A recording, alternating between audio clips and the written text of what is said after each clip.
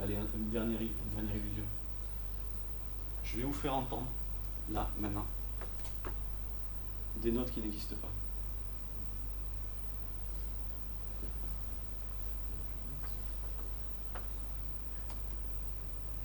Alors, comment ça se passe? Je vais prendre, ici, en fait, je vais générer des fréquences. Donc, je prends une fondamentale qui est sur 100 Hz, parce que 100, c'est quelque chose qu'on arrive facilement à multiplier.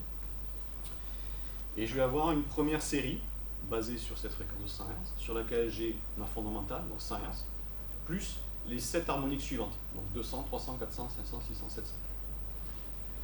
Et je génère, à côté, une deuxième série dans laquelle je vire la fondamentale et la première harmonique. Donc je n'ai plus que les harmoniques de 2 à 7. D'accord?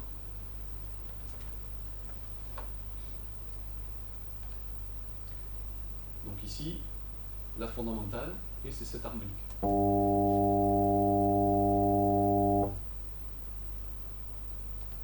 Ici, les harmoniques 2 à 7.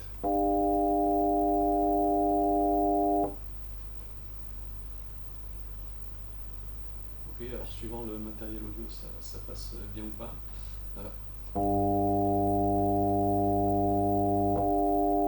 Ça, c'est l'une après l'autre. Donc, j'ai pas exactement le même timbre. Je reconnais que c'est pas exactement le même signal, mais la hauteur perçue est la même. Pourtant, dans le deuxième cas, je n'ai pas la fondamentale. J'entends la fondamentale, elle n'y est pas. C'est ça que ça veut dire. C'est-à-dire que mon cerveau, à partir d'une série incomplète d'harmoniques, va en déduire qu'il en manque et me faire entendre celle qui manque. Et si je repasse, donc ici vous avez les deux courbes. Mais qui lui a appris? Pardon? Qui lui a appris? À ton cerveau? Ouais. À compléter ce qui manque. Ah, c'est pas moi. Hein. C'est pas moi. C'est naturel. Tu as. Alors, je vais pas répondre à ta question de manière complète. Je vais te donner des pistes de réflexion. Tu as toi-même, tu es un instrument à cordes, des cordes vocales. D'accord?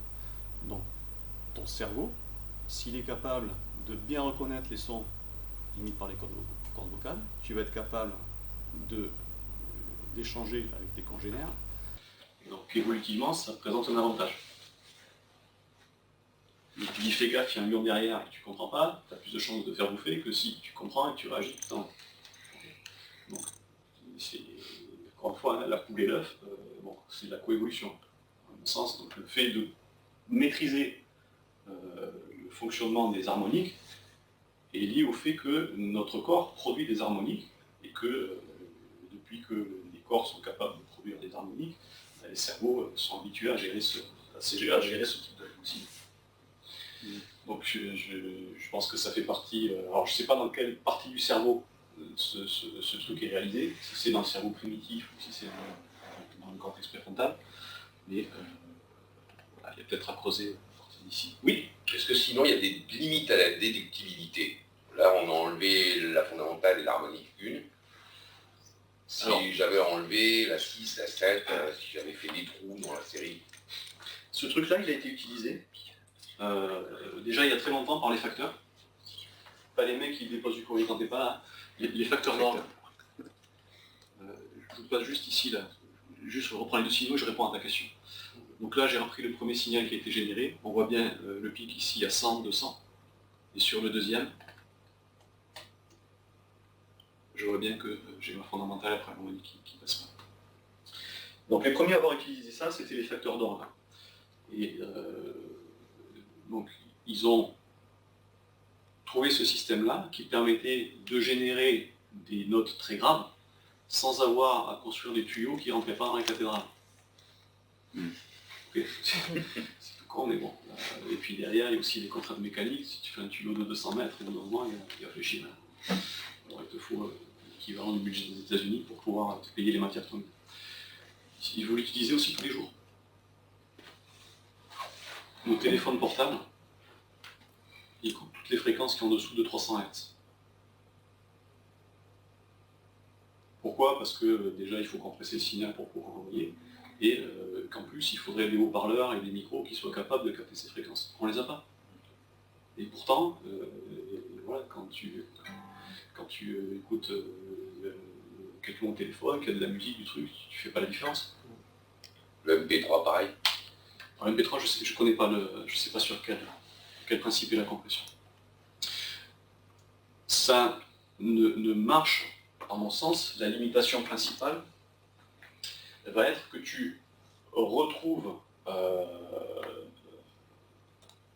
dans la fréquence qui reste suffisamment d'informations pour pouvoir retrouver sans ambiguïté quelle était la fondamentale. D'accord? C'est-à-dire, je pense que si tu n'as que deux, on pourrait le faire à la limite, le test si on a un peu plus de temps, mais je pense que si tu n'as que deux harmoniques, tu ne vas pas pouvoir retrouver la fondamentale. Tu vas entendre comme fondamentale l'harmonique la plus basse. Est-ce qu'on peut faire un parallèle avec la lecture? Il manque des lettres dans des mots, mais tu vas quand même comprendre le mot et le lire comme si les lettres étaient pas manquantes, quoi. Tu vois ce que je veux dire? C'est le cerveau qui prend le relais, qui bouge les trous. Le monde que les voyages, tu comprends. Dans le principe, c'est un peu...